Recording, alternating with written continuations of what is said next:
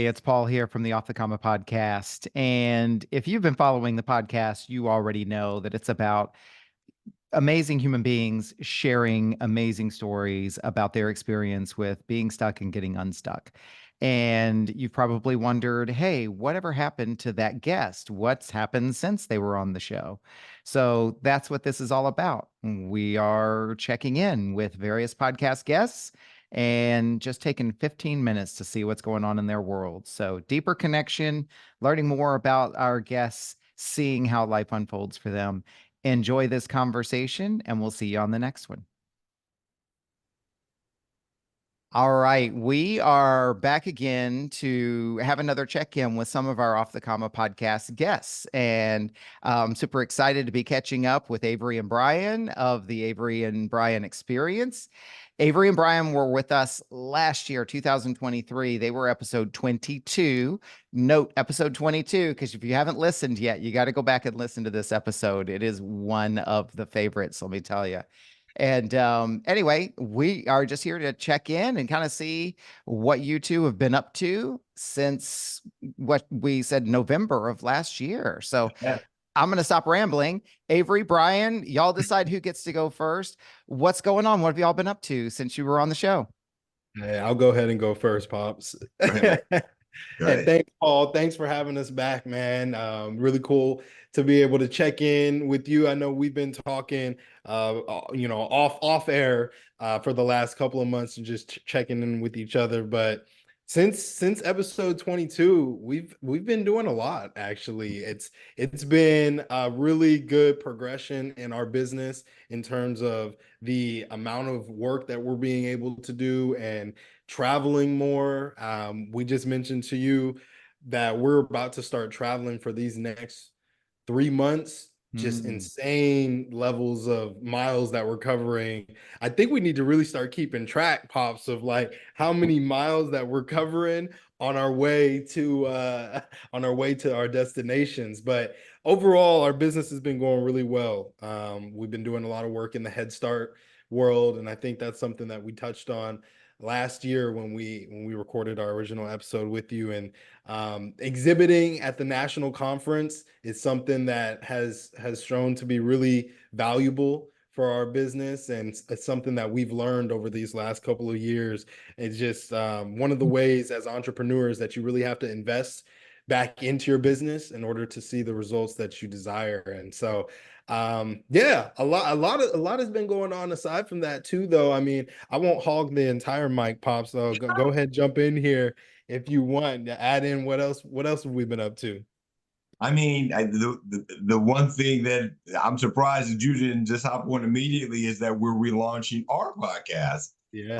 which we had done for about a couple of years ago, and we just started getting so busy with travel and work. And not only do we do keynote presentations for companies and at conferences, but we do a lot of workshops.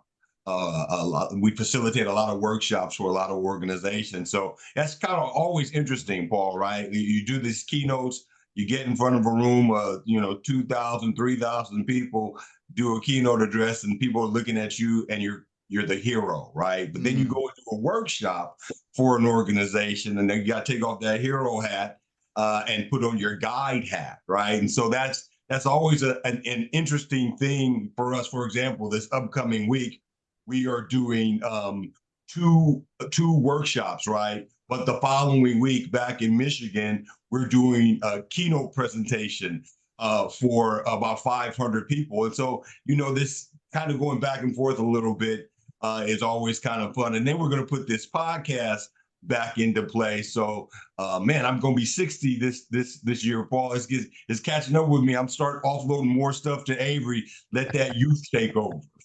Well, 60 years young. There it And is. I would say, as somebody who's in his 50s, like, what a great type of work and body of work to be doing at this point in time, right? You're not having to go somewhere and punch a clock or show up at a certain place every day. And these are the Right. types of things that it strikes me, like, for you in particular, Brian, like, these are the types of things that capstone a career. Like, Yeah.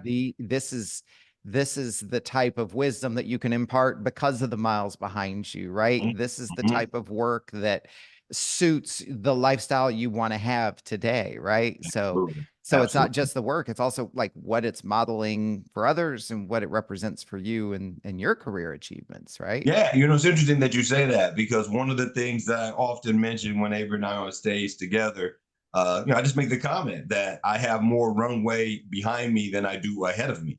And many in the audience are in the same position that I'm in. And so I always make that comment and then ask people in the audience, so, you know, since that's the case, what do you want to be known for as we're Mm, kind of reaching towards the end of that runway? Like, how do you want to be remembered? And if you haven't thought about that, and I'm bringing it to your attention for the first time, what are you going to do about that when you leave here? Because at the end of the day, right, the impact that we can have on people in our lives is very, very real if we're intentional about it. And yeah. obviously, everybody's circumstances are a little bit different, but you're absolutely right. After spending, you know, 25 years in corporate America, just grinding the stress, the pressure of it all, to kind of close that chapter and then open up this chapter in my life 6 years ago. It really is it's a good path to be on, to kind of just button it up when it comes time for me to call Avery and just say, hey man, you got about another year with me, and then Mm. we're done with this thing, right? So it's a good space to be in right now. Yeah, Avery, I see you grinning. Is that a reaction? Something you wanted to throw in? Because when these stories go back and forth, there's like, hey, what about? Yeah, yeah. I'm actually grinning, honestly, just listening to my dad talk about kind of his journey and getting to this point. I really loved how you put it too, Paul, just in terms of being the capstone to a career.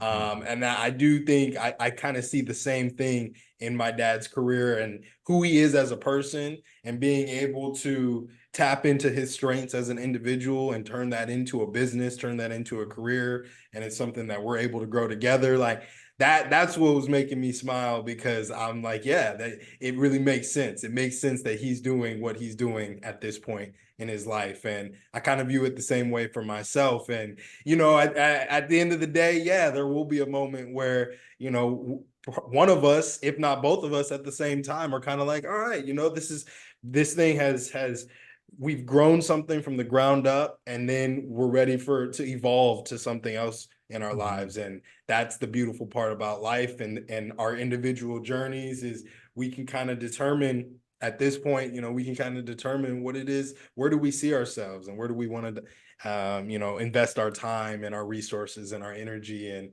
the love will always be there between Mhm. me and my dad and our family, my brother, my mom. And so anybody that's played a role in this business, the love will always be there. So that part, once the transition happens, it'll make it easier because of it.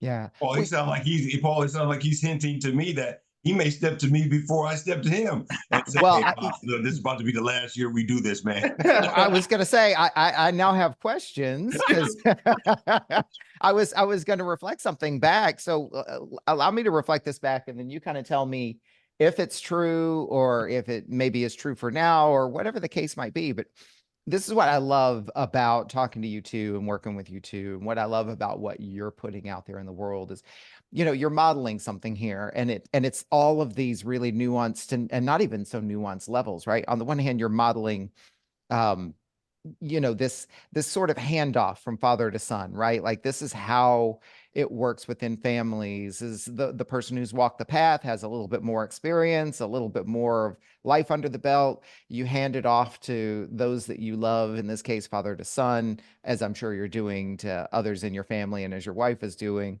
And then it's not just like within the family that's happening, but that's also kind of like the whole path of humanity. This is what we do as humans. We live, we learn, we hand it down, and then each successive generation takes it wherever they want and need to take it. So Yeah. I'm seeing this kind of this hand down, this kind of this continuous cycle of sharing, living, learning, sharing. And then Avery, you as the person on the receiving end, then it's like, okay, you get to do with it what you want. You too get to do with it what you want together. And now, once Brian steps away, you get to take it wherever you want. And that can be any direction or no direction. That's it. So That's it. You know, it's interesting, Paul. You're making me think back to when Avery was uh, not a teenager. I think maybe his first, second year in college or something like that. And we were having a conversation one time about parenting.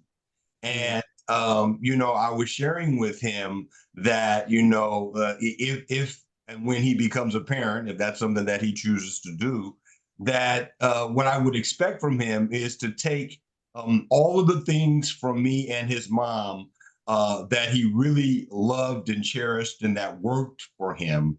And then you kind of, you take that and you invest it into whatever parenting style that you create for yourself.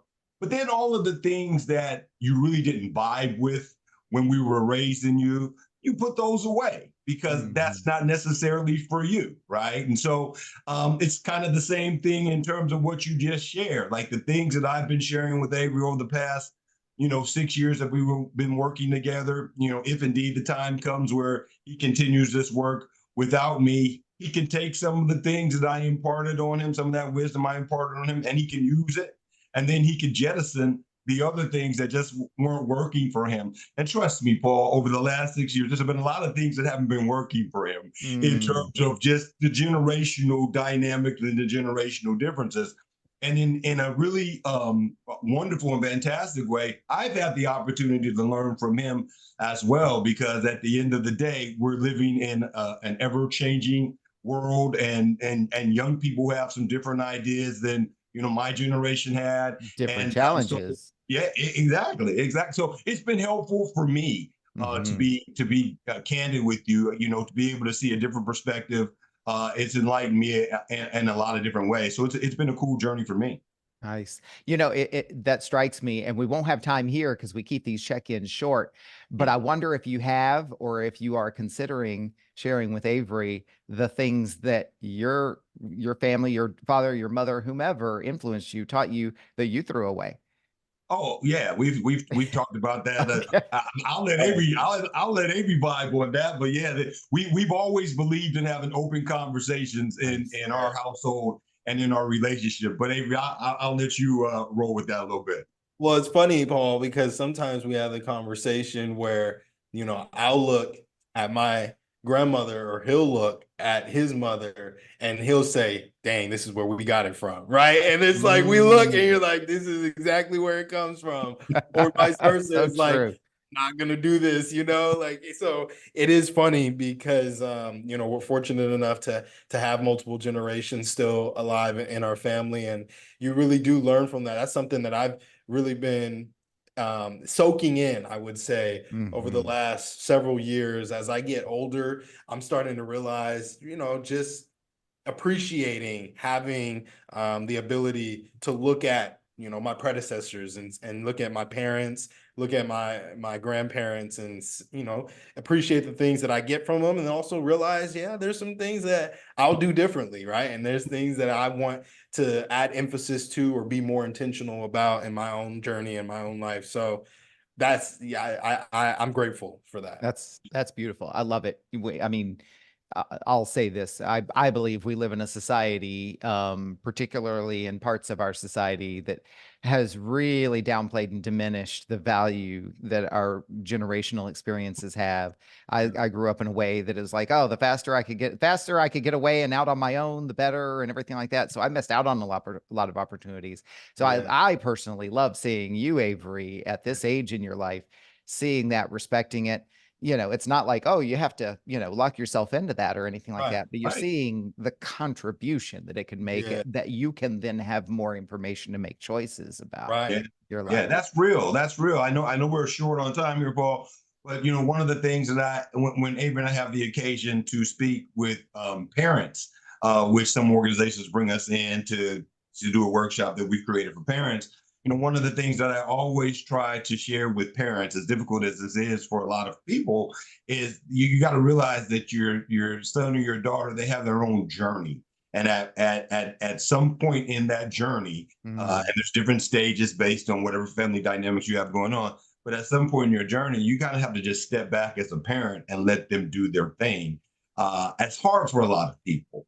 And it wasn't necessarily, very easy for me at times, because as a parent, you see some things, you kind of want to course correct a little bit, but then you realize they have to be the ones to do the course correcting themselves. So I found this little clever way of trying to get them to hear what I have to say, Paul. When they went away to college, I started asking them, "Are you open for some feedback?" And Mhm. that was kind of cool, right? Because for the most part, they would say, "Yeah, what's going on?" But in those times when they're saying not really, then got to respect that, right? And I asked them, Yeah. they said no, and I got to keep it pushing. So yeah, anyway, Yeah. I just wanted to share that. Oh, that's a brilliant point, and I love that for all the things that you said. And boy, nothing will really force you to check in with yourself than somebody saying, "No, I'm really not interested in feedback right now." That's And it. they're entitled. They're That's right. 100% entitled to turn down your feedback. And then you look at yourself, it's like,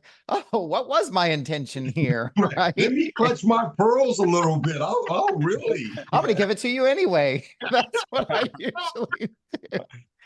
Avery, Brian, such a pleasure. We could spend hours talking. I'm sure we will do another check-in at some point too, as well. But thank you so much for coming on and telling us what you're up to. I love every bit of it. I see the growth. I see just this ongoing relationship building that it creates for you too.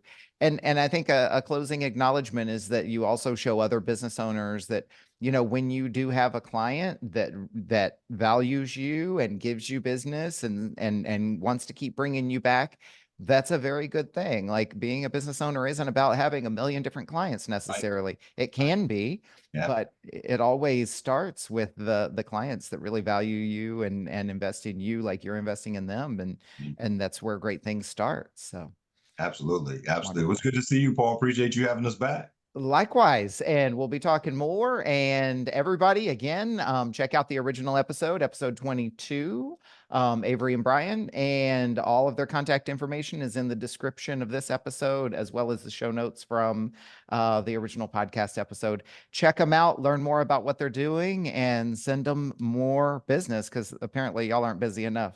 Yeah. Y'all have a great weekend. You All too, right. Paul. We'll see you later. Bye bye now.